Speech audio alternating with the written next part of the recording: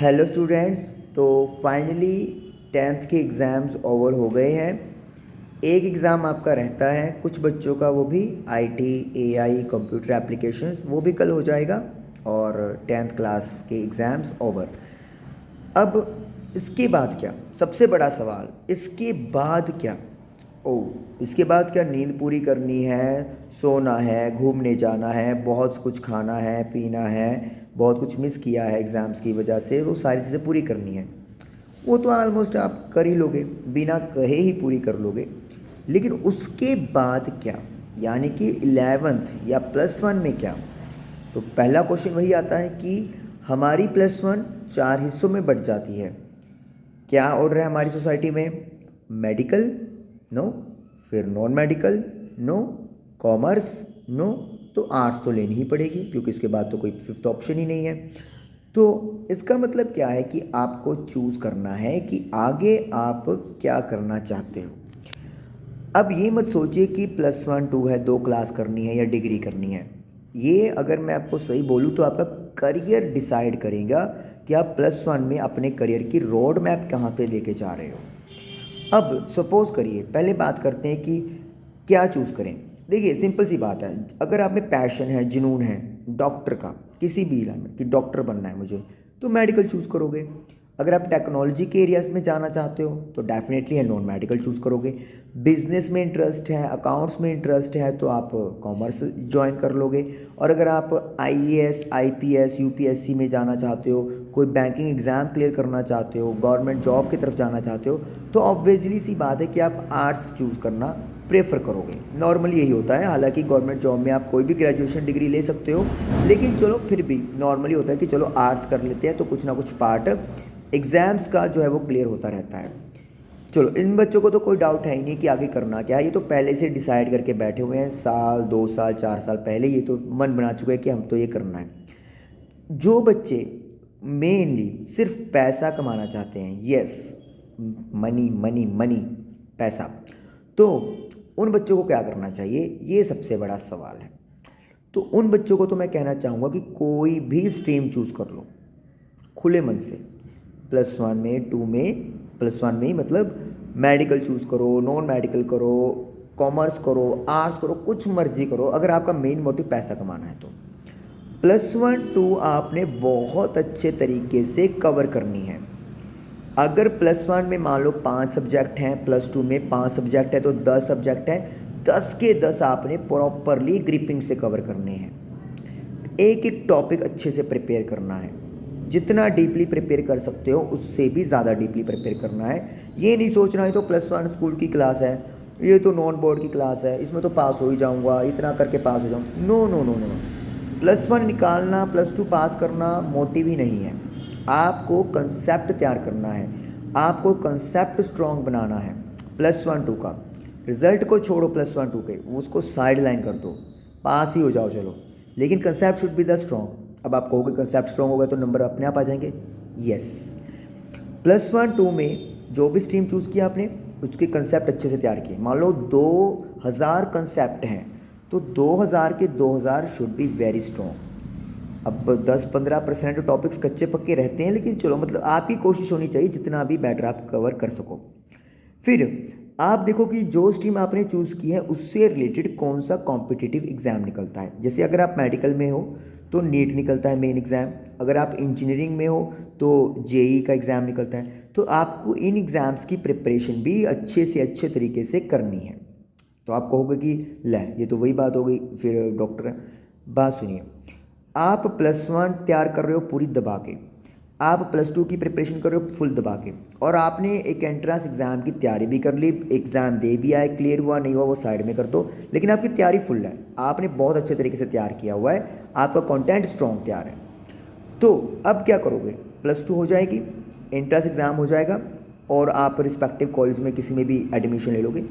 उस टाइम पर आप अपना एक यूट्यूब चैनल शुरू करो। यस, अब कहानी का आता है मोड़, जो है बेहद ज़रूरी। यूट्यूब चैनल खोलो और वहाँ पर अपना टीचिंग जोन शुरू कर दो, किसी भी क्लास में जिसमें आप सबसे ज़्यादा कंफर्टेबल हो। अपने कम्युनिकेशन स्किल्स को अच्छा रखो, टीचिंग स्किल्स को अच्छा रखो, ऑनेस्टी रखो, और अपना कंटेंट, मीडियोकर कंटेंट नहीं, प्रॉपर कंटेंट पुट करें। जो भी रिक्वायरमेंट होगी उस टाइम की, उस सब्जेक्ट की, उससे रिलेटेड मटेरियल को अच्छे से अच्छे तरीके से रिप्रेजेंट करें। धीरे धीरे अगर आपका स्किल अच्छा हुआ, आपका कम्युनिकेशन स्किल अच्छा है, और फिर किस्मत का तो साथ होना ही चाहिए। किस्मत की बात मैं करता ही नहीं क्योंकि वो फिक्स है, तो वो तो किसी को भी नहीं पता। तो जितने टाइम में आपकी डिग्री कंप्लीट होगी, 3 साल, 4 साल, 5 साल, उस टाइम तक तो मोस्ट प्रॉब्ली आपका यूट्यूब चैनल इतना ग्रोथ कर जाएगा कि आपका एक वेल डेवलप्ड फ्यूचर तैयार हो जाएगा। मैं बात नहीं करता हूँ, एग्जाम्पल भी देता हूँ। एग्जाम्पल आपके पास है। आज आप जितने भी ऑनलाइन टीचिंग्स ले रहे हो, तो सबके सब क्या है, ग्रेजुएट नहीं है क्या? ये ग्रेजुएट है क्या? इनके पेपर क्लियर नहीं हुए? नीट के हुए हैं, आईआईटी का क्लियर नहीं हुआ है। लेकिन फिर भी ये किनको टीच कर रहे हैं? 9th को, 8th को, 10th को, 1 को, 2 को। वाई? क्यों टीच कर रहे हैं? क्या डिग्री के बिना ये टीचिंग नहीं हो सकती? हो सकती है। क्या आप आज 10th क्लास के बच्चों को नहीं पढ़ा सकते हो? पढ़ा सकते हो। चलो सारे टॉपिक्स नहीं पढ़ा सकते हो अब इस लेवल पे, लेकिन 60-70 टॉपिक्स तो आप भी अच्छे से कवर करवा सकते हो। और बाकी टॉपिक्स भी अगर आप थोड़ा सा और सीरियसली पढ़ लो 6 महीने लगा के, तो मैं कहता हूँ आप 10th क्लास की कोचिंग दे सकते हो। तो इसका मतलब क्या हो गया कि डिग्री वाला बंदा, हम लोग जो है वो 10th को टीच कर रहे हैं, +1 2 को टीच कर रहे हैं, तो हमारी डिग्री का टीचिंग पे कोई लाइन ही नहीं है। सिर्फ एक कॉन्फिडेंस बूस्ट होता है डिग्री से, और कुछ नहीं होने वाला। 10th की पढ़ाई में डिग्री का कोई रोल ही नहीं है। आपका जो कॉन्सेप्ट बहुत अच्छा क्लियर कर देते हैं, ऐसा कुछ भी नहीं है। चलो मान भी लो 10-15% फ़र्क पड़ता भी है, तो आप गूगल पे सर्च करके टॉपिक को और ज़्यादा डीपली पढ़ सकते हो। ये तो आपकी वेल विश है। तो कहने का मतलब क्या है कि अगर आपका चैनल ग्रोथ कर गया, तो आपको पता है कि क्या हो सकता है। ऑफलाइन और ऑनलाइन जितने भी टीचर्स आपको पढ़ाते हैं, 10th, 9th, 8th, सब ने ग्रेजुएशन किया हुआ है। ऑलमोस्ट ग्रेजुएशन से भी ज़्यादा किया हुआ है, पोस्ट ग्रेजुएशन, मास्टर डिग्री की हुई है, और हो सकता है कहीं कहीं तो आपको पीएचडी टीचर भी मिल जाएं। तो इसका मतलब क्या हो गया कि जो 9th 10th की पढ़ाई है उसका डिग्री से कोई रिलेशन है ही नहीं है। आप कोई मर्जी डिग्री लो, आप 9th 10th +1 2 को पढ़ाने के लिए तो अपना बेसिक स्ट्रॉन्ग होना ज़रूरी है।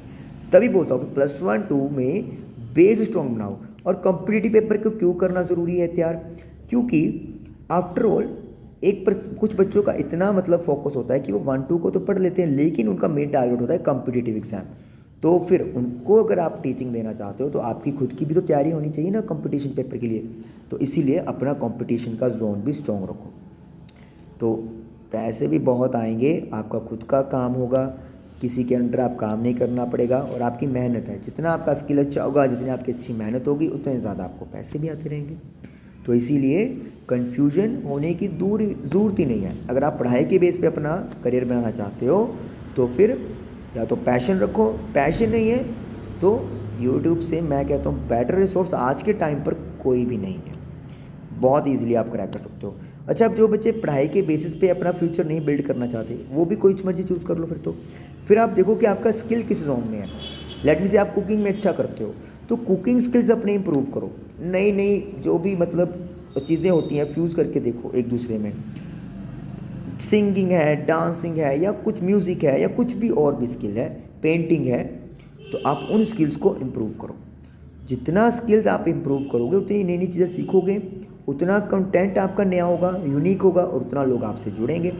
तो कहने का मतलब ये है कि अगर आप सीरियसली होके अपने आप को पहचानोगे आज की डेट में, तो जब तक आप सोचोगे कि हम लोग सेटल हो जाएंगे ना, तब तक आप उस उम्र तक तो सेटल हो चुके होंगे।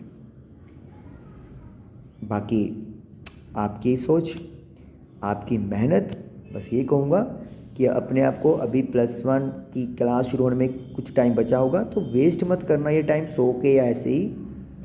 कुछ ना कुछ सीखना, कोई कंप्यूटर कोर्स कर लेना छोटा, मतलब कुछ भी नया सीख सको, कोई स्किल इंप्रूव कर लेना, कोई लैंग्वेज सीख लेना, लेकिन बिल्ले मत पड़ना। क्योंकि एक बात मेरी याद रखना, बस आखिरी बात जो कह रहा हूँ मैं, +1 की क्लास नहीं है ये, आपके करियर की रोड है। Thank you.